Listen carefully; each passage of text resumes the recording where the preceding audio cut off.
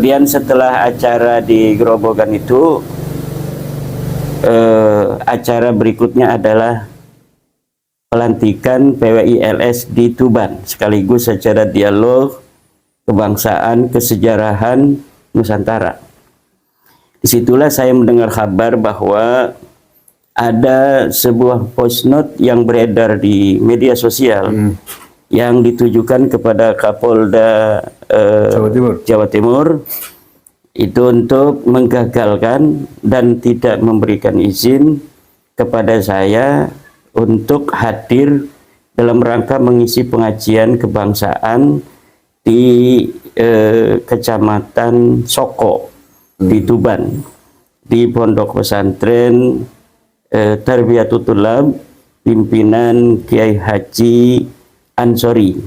Beliau adalah mantan pengurus LTN PBNU pada periode Kiai Said Agil Siraj. Jadi jelas beliau adalah seorang Nahdliyin, juga adalah seorang pengurus Nahdlatul Ulama pada masa Kang Said atau Abuya Said Agil Siraj. Jadi tentunya saya sebagai Nahdliyin datang ke Tuban juga ke seorang kiai yang berlatar belakang Nahdliyin, kemudian PWI Kabupaten Tuban juga kebanyakan adalah para pengurus daripada PCNU dan MWCNU yang ada di Tuban. Para kiai-kiai NU yang ada di Tuban juga sangat apresiatif terhadap adanya PWI-LS di Tuban yang dibentuk kemarin. Maka sangat aneh ketika misalnya sampai ini kan sudah terjadi dan ini tidak ada masalah sebenarnya. Cuma apabila waktu itu Kapolda Jatim itu misalnya menerima usulan orang yang tidak dikenal itu, yang kelihatannya mengesankan. Dia sangat mengenal Kapolda itu. Kesannya seperti itu, walaupun bisa jadi itu hanya sebuah sok akrab. Iya, sok akrab yang sebenarnya Kapolda juga tidak begitu mengenal suara itu. Dan saya yakin kalaupun itu sampai kepada Kapolda, Kapolda tidak akan semudah itu. Iya, semudah itu untuk bisa dikendalikan oleh golongan-golongan radikal semacam itu. Karena dari narasi bicara daripada orang yang ada di dalam voice note itu, saya dapat untuk menganalisa bahwa kalimat-kalimat seperti itu bukan dari kiai-kiai NU, bukan dari kiai-kiai Nahdliyin yang cara bicara dengan seorang petinggi dari kepolisian semacam Kapolda itu dengan bahasa-bahasa yang seakan-akan dia itu lebih tinggi daripada Kapolda, dan seakan-akan Kapolda itu bisa untuk berada di dalam kehendaknya, berada di dalam komando dia untuk begini, untuk begitu gitu. Padahal acara ini adalah acara pengajian warga NU semua, di mana Jatim adalah merupakan poros utama Nahdliyin di Nusantara. Karena di Jawa Timur adalah lahirnya Nahdlatul Ulama, Rais Am pertama juga adalah dari Jawa Timur, yang akan datang juga adalah warga NU yang kebetulan juga seorang pengurus NU di tingkat wilayah Provinsi Banten, juga salah seorang pengurus di LBM PBNU, ya masa iya gitu. Tentunya ajaran-ajaran yang dibawa oleh saya adalah ajaran-ajaran yang tidak akan berbeda dengan NU, nggak bakal.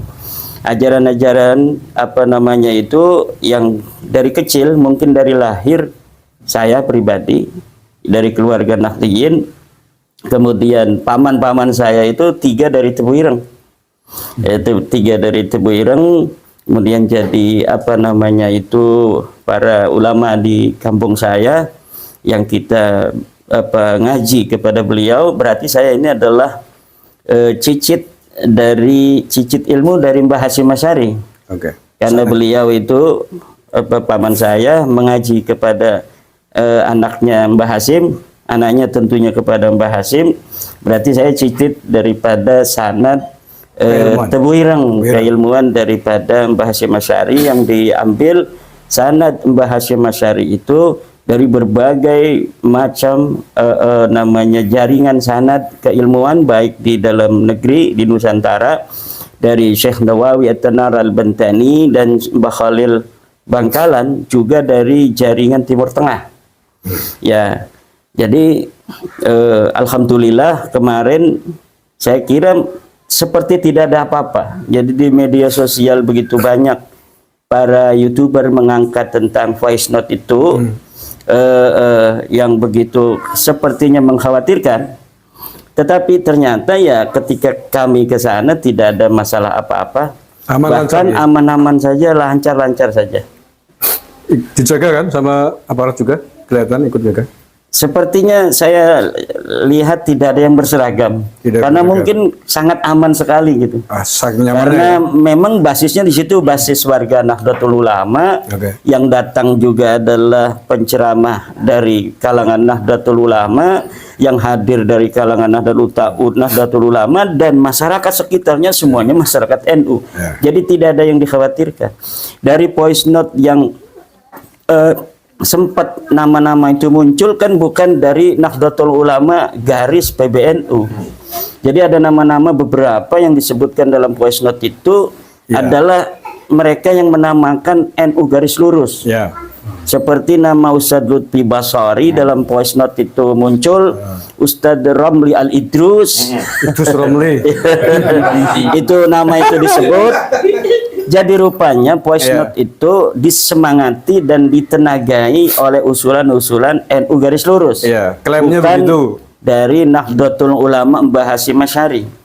Kalau Nahdlatul Ulama Mbah Hasyim Asy'ari yang ngawal saya itu banser-banser, ya kan, acara di situ juga acara banyak yang menggunakan pakaian-pakaian NU, banser, muslimat dan lain sebagainya. Kalau sanadnya NUGL ya kita sudah bisa menyimpulkan siapa mereka lah ya. Betul. Kelompok sana gitu.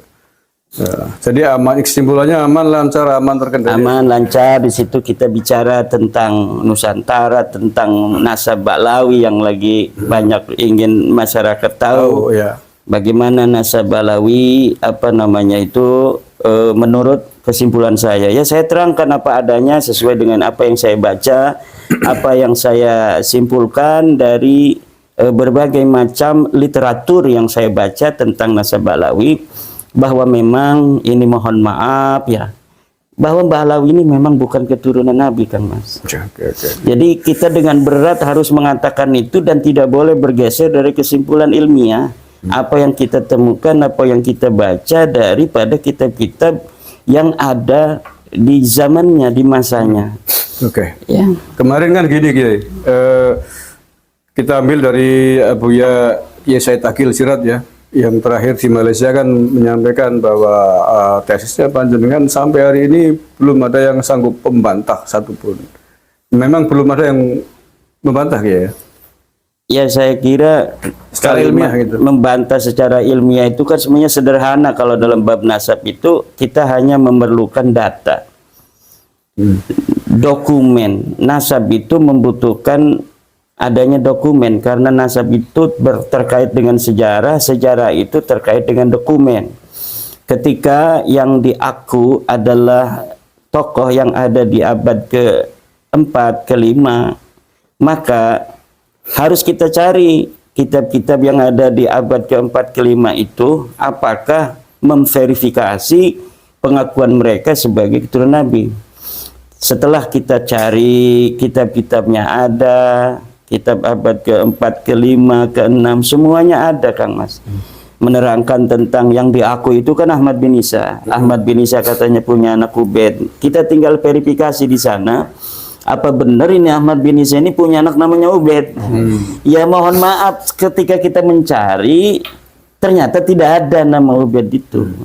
Jadi Ubaid ini bukan anaknya Ahmad bin Isa.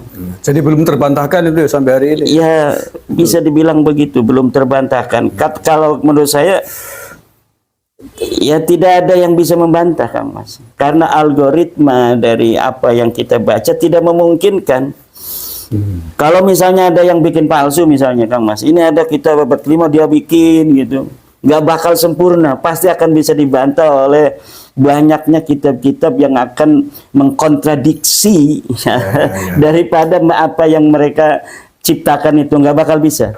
Karena memang datanya tidak ada, orangnya pun itu saya katakan fiktif, itu dalam arti fiktif dengan kesejarahan yang mereka ciptakan itu. Misalnya Ubaid begini, Ubaid begitu, itu fiktif yang semacam itu.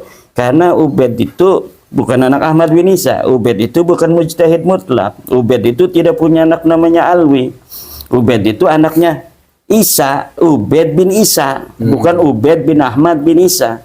Dan Ubaid bin Isa ini saya sudah temukan, orangnya bukan keturunan Nabi. Ya saya bilang begitu. Tuan-tuan yang aku turun Nabi, ini yang kalian yakini selama ini sudah ada datanya bahwa leluhur kalian Ubaid ini bukan keturunan Nabi. Mohon maaf, kami tidak bisa untuk menutupi ilmu ini karena ini berkaitan dengan nasab baginda Nabi besar Muhammad SAW, di mana kita berkewajiban untuk menunjukkan rasa cinta kepada Nabi Muhammad. Di antaranya ada rasa cinta kita adalah menjaga kemuliaan keluarga beliau, menjaga nasab-nasab beliau. Jangan sampai ada oknum atau satu klan tertentu menisbatkan kepada baginda Nabi dengan palsu, dengan berdusta. Dan kita ingin keluarga Rasulullah SAW beserta keturunannya ini suci daripada dukhala, suci daripada ad'iyah, para pengaku-pengaku dan para penyusup-penyusup nasab. Apalagi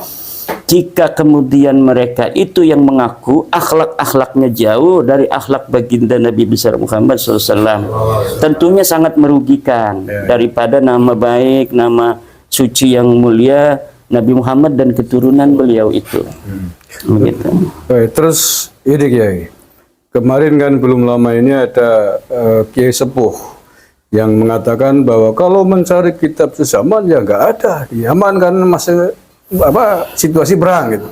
Abad ke-5, abad ke-6 dan seterusnya nggak ada kitabnya, kitab sezaman gitu. Itu gimana jawabannya itu? Kalau ada narasi yang mengatakan bahwa di abad-abad itu orang-orang Yaman itu nomaden, ada perang dan sebagainya, itu tidak terbukti. Sehingga mereka, kata beliau, tidak bisa mengarang dan menulis kitab pada masa itu, tidak terbukti dengan banyaknya kitab-kitab yang kita temukan. Di Yaman banyak sekali kitab yang dikarang pada masa itu karena Hadramaut itu adalah pusat peradaban Islam selain di Irak pada saat itu. Jadi kitab-kitab yang dikarang banyak, ada di situ ada Al-Iqlil, di situ ada Tabaqat Fuqaha'il Yaman, ada Tarikh Al-Musallam, Al-Lahaji, kemudian ada lagi Tarikh dari Bani Rasul, itu ada At-Tuhfatus Saniyah, di situ ada Al-Janadi dan lain sebagainya, Al-Maqrizi, banyak sekali. Berarti banyak kitabnya gitu ya? Kitab-kitab, ya buktinya kita bisa menemukan nama anaknya Ahmad bin Isa yang asli, ada 3, Muhammad, Ali, dan Husain, itu dari kitab-kitab yang dikarang pada abad-abad itu. Kecuali misalnya gini Kang Mas, memang kitab yang lain pun tidak ada yang dikarang. Kemudian baru muncul di abad 9. Itu mungkin kita tidak bisa memberikan bukti dan dalil bahwa pengakuan di abad 9 ini adalah salah.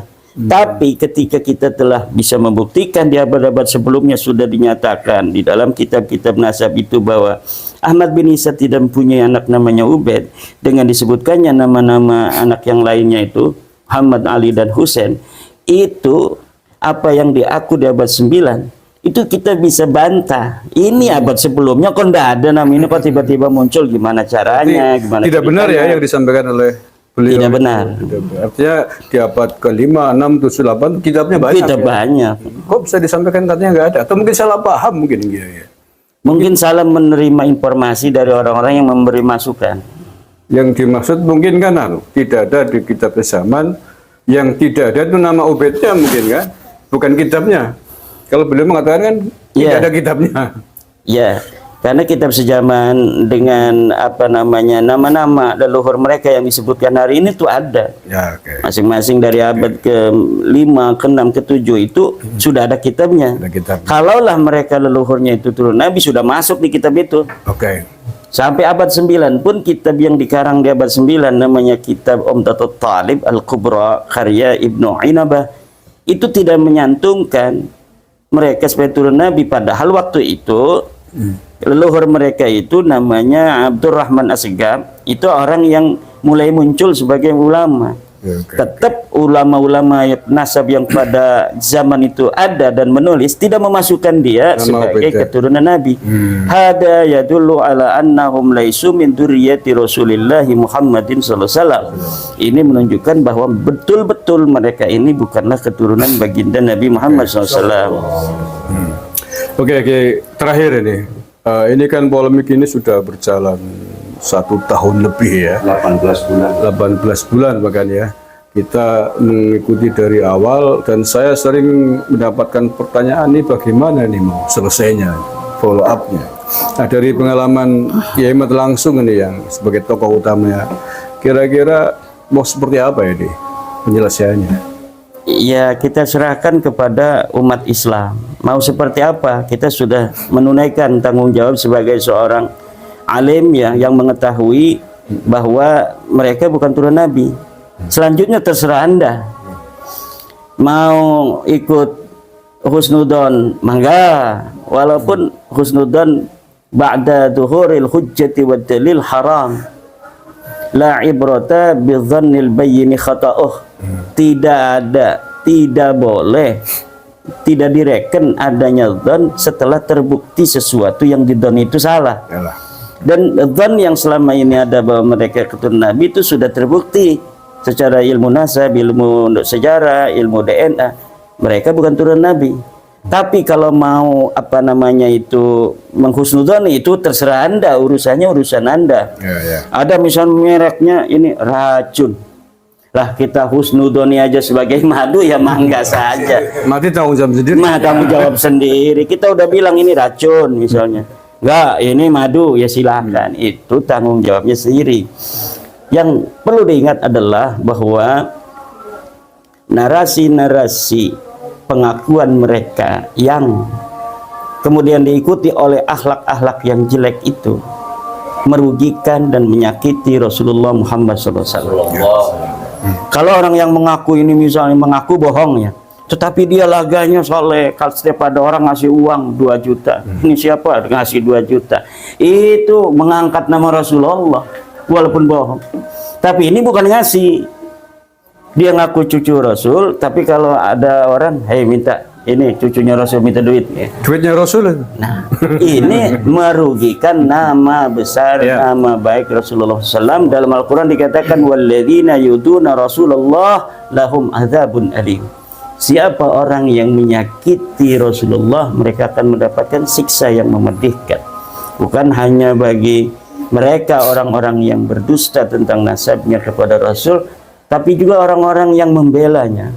Padahal ada hujah-hujah yang rajihah, hujah-hujah yang sahihah, bukti-bukti yang kuat, tapi mereka mengabaikan itu karena suatu hal, baik hal duniawi maupun hal-hal lainnya.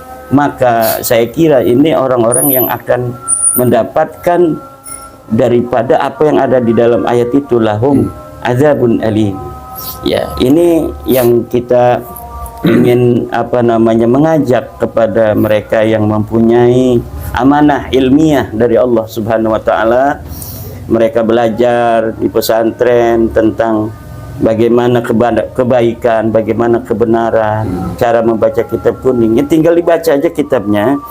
Kemudian kosongkan perasaan kita dari segala apapun yang terkait selain dengan ilmu itu.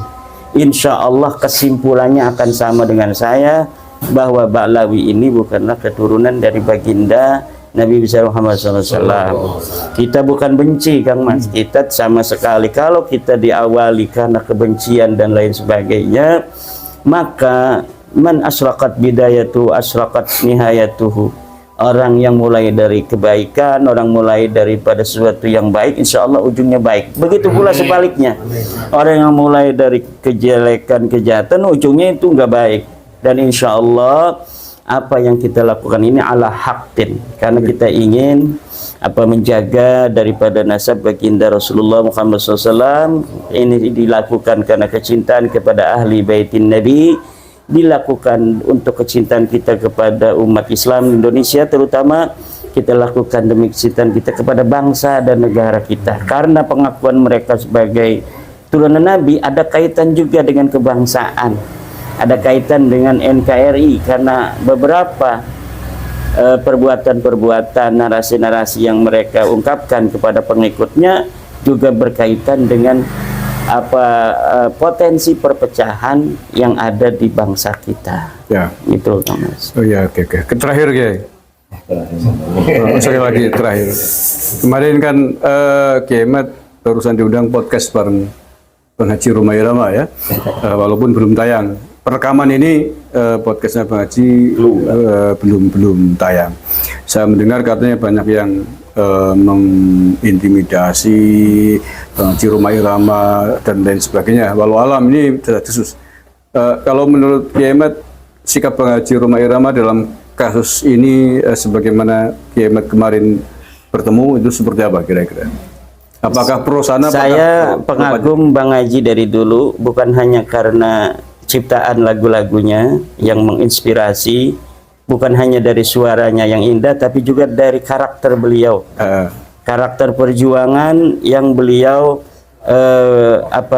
tampilkan selama ini.